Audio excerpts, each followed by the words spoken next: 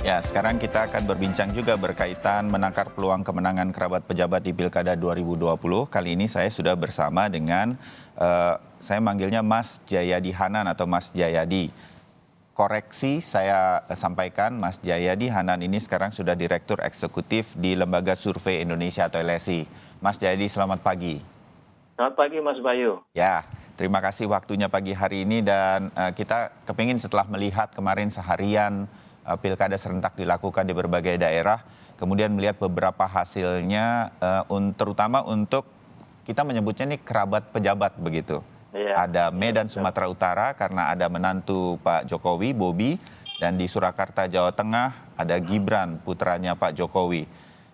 Anda melihatnya hal semacam ini seperti apa di LSI, Mas Jayadi? ya.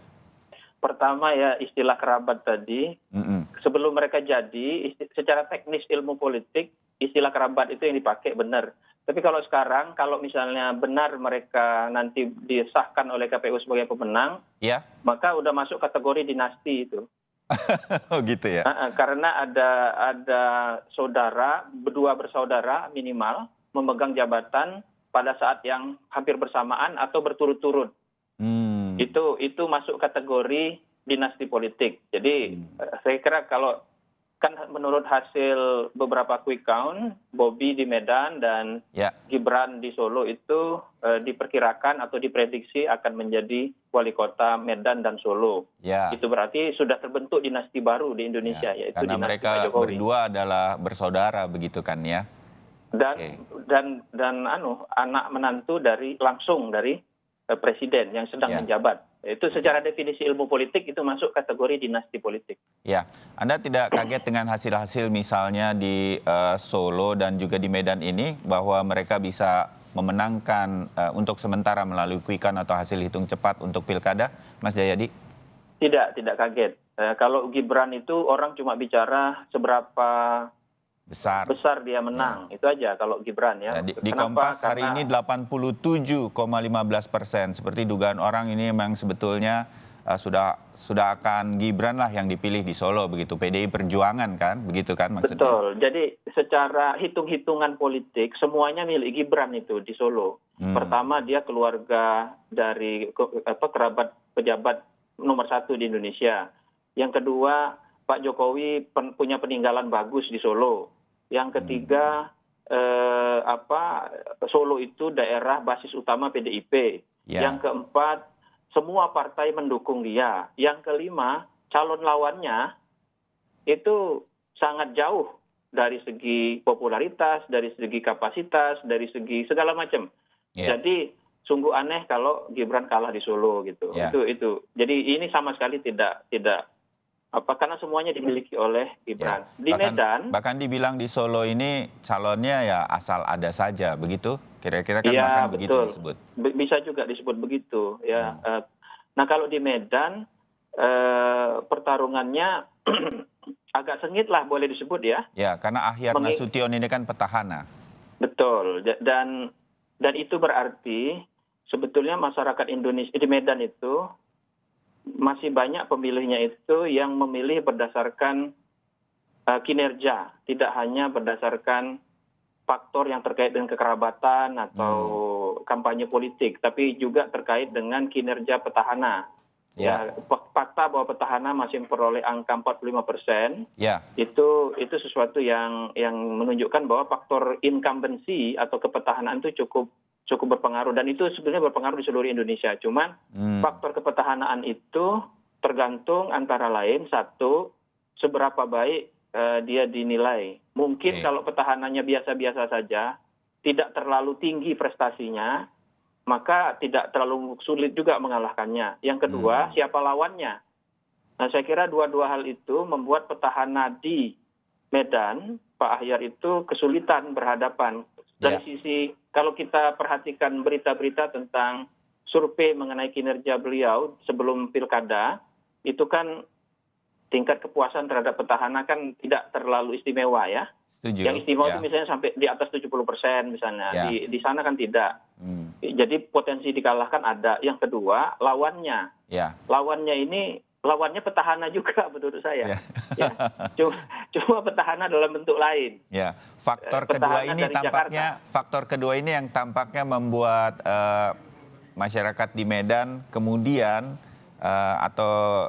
Ahyar Nasution dan Salman Al Farisi ini harus mengakui bahwa faktor kedua ini memang ini lawan berat begitu kira-kira ya. Betul, betul. Dan selain itu faktor potensi lawan petahana itu juga kemudian diterjemahkan ke dalam tingkat sosialisasi, tingkat kampanye di Medan yang sangat masif. Kita tahu kan hampir semua partai mendukung Bobi Nasution. Ya. Yang kedua, banyak sekali tokoh-tokoh bahkan nasional yang turun ke sana, ya, termasuk tokoh-tokoh yang tadinya agak berseberangan dengan partainya Pak Jokowi, ya, partainya Bobi Nasution, ya, seperti kalau nggak salah Pak Sandi, ya, juga menjadi bagian. Jadi kemudian jangan lupa faktor lain yang berpengaruh juga faktor ketersediaan sumber daya, ya, logistik, ya. Dalam arti yang positif, dalam arti yang netral maksud saya tidak bicara money politics, bicara logistik. Nah, Anda bayangkan kalau bicara dari berbagai sisi itu, keunggulan dari Pak Ahyar Nasution hanyalah bahwa dia petahana. Yang lain itu milik Bobi Nasution semua. Jadi Pak Ahyar Nasution perlu dikasih selamat juga karena walaupun berhadapan dengan lawan yang sangat berat, 45% masih didapat. Masih mendapatkan 45% begitu. Begitu Mas Bayu. Tapi ini juga menunjukkan kepada kita sekali lagi bahwa seperti bahasan Anda di Kompas hari ini, bagaimanapun faktor kekerabatan, faktor politik, family politics, faktor dinasti politik itu memang berpengaruh di Indonesia. Mudah-mudahan dalam artinya lebih positif, tidak selalu berarti negatif. Nah, kalau dari pemilihannya, dari mulai kampanye dan segala macam sampai hari H kemarin, kemudian kita bisa melihat bahwa para kerabat pejabat ini kemudian mampu tampaknya menunjukkan giginya untuk kemudian memimpin untuk sementara dari hasil quick count ini. Nah, kalau mereka nanti sudah memenangkan, kita banyak mengenal dinasti politik yang kemudian akhirnya biasa-biasa saja. Walaupun kita berharap, walaupun ada dan lebih banyak lagi mudah-mudahan, dinasti politik yang kemudian memang bisa memberikan hal-hal yang positif ketika mereka berada di posisi-posisi tersebut. Dengan mengingat masih ada Pak Jokowi beberapa tahun ke depan masih menjadi presiden. Gibran dan Bobi ini punya tugas berat kalau mereka kemudian menjadi wali kota di masing-masing daerah, di Medan dan juga di Solo. Menurut Anda Mas Jayadi, mereka harus perform kan? Ya, betul. Justru menurut saya, sekarang itu orang menganggap ya wajarlah menang, wong menantu sama anak presiden.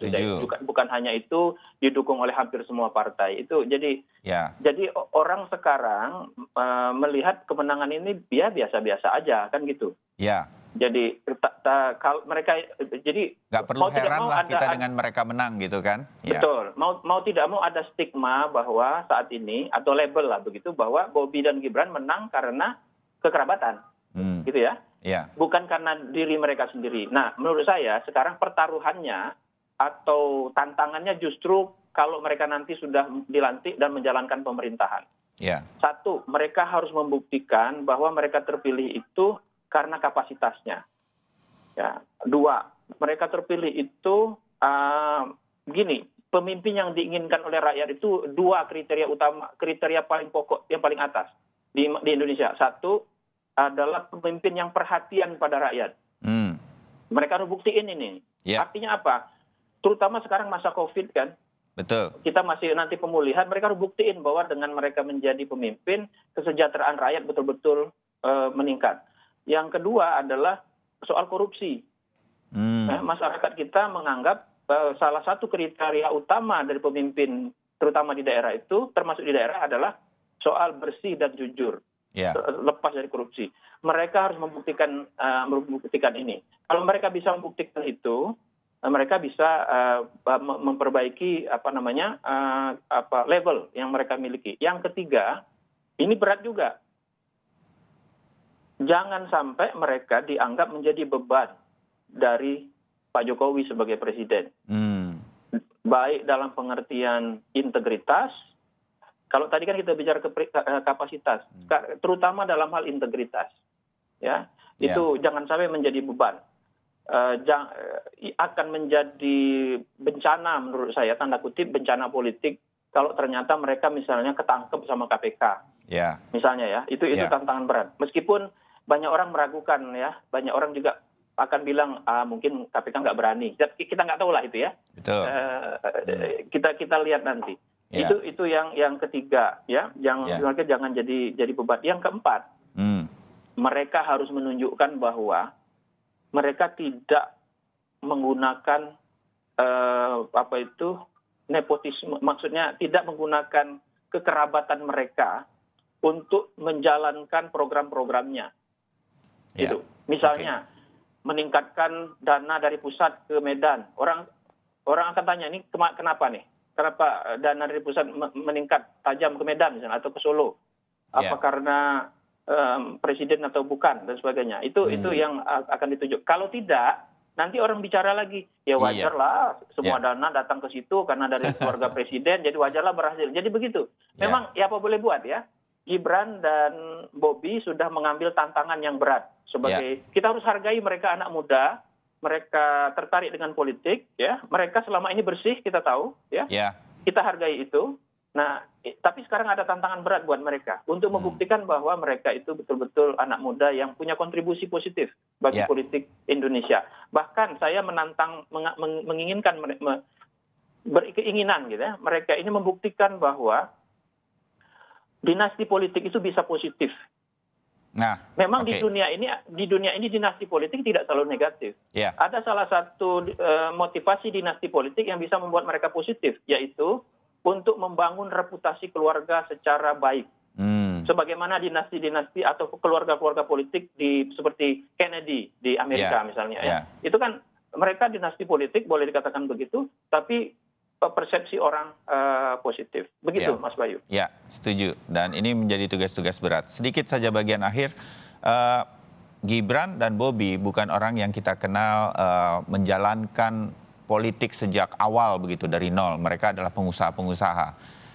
Ini akan menjadi sesuatu yang berat juga bagi mereka, atau mereka akan mampu melakukannya. Saya setuju dengan Anda, mereka orang-orang muda di dunia politik sekarang yang bisa kita lihat beberapa tahun ke depan.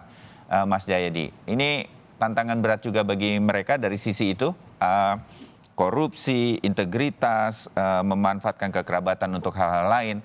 Ini akan berat sekali bagi mereka ketika mereka menjalankannya, ketika mereka sudah betul-betul nanti menjadi wali kota di kota masing-masing. Birokrasi dan lain-lain itu beda sekali dengan mereka ketika menjadi pengusaha. Benar kan saya itu? Betul. Tantangan mereka itu dalam konteks yang Anda tanyakan dua. Satu, karena ketika mereka belum menjadi kepala daerah, tantangannya adalah kemungkinan mereka dikerubungi oleh para pengusaha agar para pengusaha bisa dekat dengan program ataupun dengan presiden. Ya kan? Setuju, betul. Nah, sekarang tantangannya jadi double. Pengusaha datang, dan mereka sebagai pengusaha tahu salah satu cara untuk memajukan daerah itu adalah dengan memperkuat kerja pengusaha ya. Di daerah masing-masing, investasi misalnya, pembangunan permodalan dan sebagainya.